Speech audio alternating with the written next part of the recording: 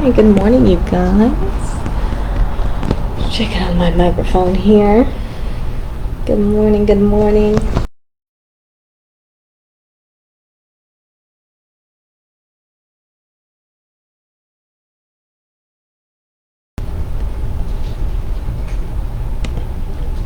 Alright, so we are going to get into an epic storyline today with Gideon and the Midianites. Alright, before we do so, let's get into a quick message just to warm up the vocal cords, get a general consensus of how the day is going and the week is going for you all. In the name of Allah, most gracious, most merciful. Alright. Alright.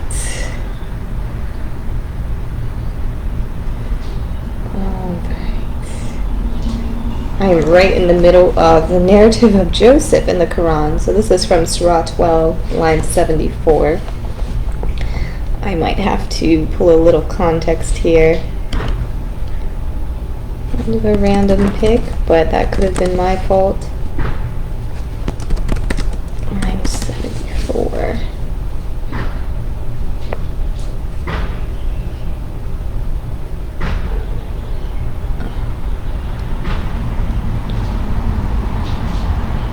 Okay, so funny, this is going to sound really familiar, but this line here, maybe not so much, but the line that we picked is, the Egyptians said, "What then shall be the penalty of this, if ye are proved to have lied?" And in the midst of this, let me read the line before, the line after, should be able to jog your memory. It says, the brothers said, "By Allah, will ye know what we came not to make mischief in the land, and we are no thieves?" The Egyptians said, "What then shall be the penalty of this, if ye are proved to have lied?" They said, "The penalty be that he in whose saddlebag it is found, should he be held as a bondman to atone for the crime. Thus it is we punish the wrongdoers." So we began to search with their baggage before he came into the baggage of his brother. At length he brought it out of his brother's baggage. Thus we did plan for Joseph. He could not take his brother by the law of the king, except that Allah willed it so. So we remember this, right? When the brothers of Joseph came to visit him in Egypt, and before they even knew that it was Joseph as the king that they were visiting, essentially Joseph wanted them to return to them, and so he proved a little scheme to go ahead and keep the youngest brother there, right, Benjamin. And he put some cup or goblet in his saddlebag and accused them of stealing so he can keep Benjamin there. So hopefully that sounds familiar. That is the story of Joseph that we spent some time on in the beginning of our studies of the Bible. Shall be... Let's see.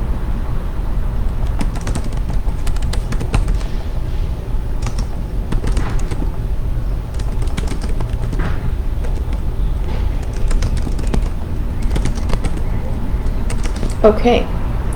So yeah, just to give you a little recollection, right? Let's read the... I was going to say something pretty abruptly on this. Oh, yes, just real quick.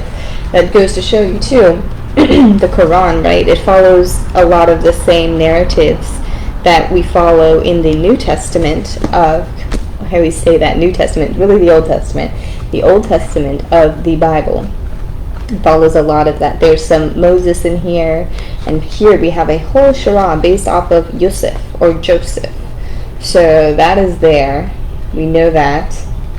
And you know what, guys? I would like to take another gander in this, just because, we forget some things. But anyways, just goes to show you that a lot of what's in the Bible is also in here. It's just framed a little bit differently. The language is a little different. And the structure of how the surahs are read is just a little bit different. It comes from a different region at a different time. So I think that's why it can be seen as such a foreign object, but it's really a lot of the same meat and potatoes, a lot of the same bulk. So very cool. Alright, so that's there. What is the relevance of this? Just based off of what we were talking about in the past, a few days ago here, is we had, right, the concept of sin, right? How usually when somebody does something that's morally not correct, like you could say framing your own brothers to frame them as a thief, right? That could be morally incorrect. But it's really the things leading up to the action and then the things following an action that really compose a sin or make it a sin. So yes, you could say this is wrong, right? It's not ethical. It's morally unjust. But you can look at the reasoning as to why Joseph was doing these things to excuse it in a way, or maybe not weight that deed as heavily. So again, I'm not trying to make excuses for myself or anybody else, but these examples are here again and again in the text, especially in the Old Testament. There's a lot of actions that we're really just like unsure about. It's like, was that a right thing to do as, an Israelite, person of faith? Is that morally correct? Is that what a person of faith would do? But you have to think about the context of before and the context of the actions after.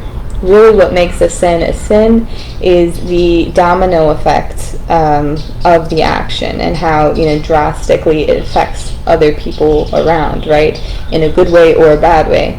And same with the premeditation leading up to the sin, right? Was it something conceived with ill intent, or was there a good intention behind the morally questionable action?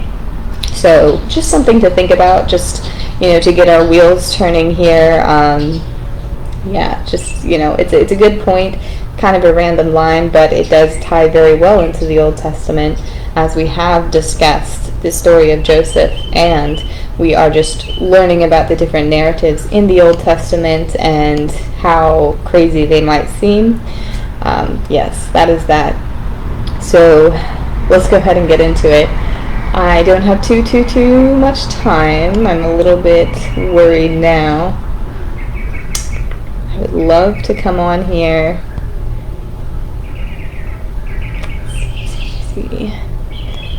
So this one's a longer one, so I wanted to kind of take my time with this. So I'm going to set up my workstation, get it all ready to go. Then I might take some personal time to go ahead and read and go over this with you guys, okay? Just give me one moment, I'll be back.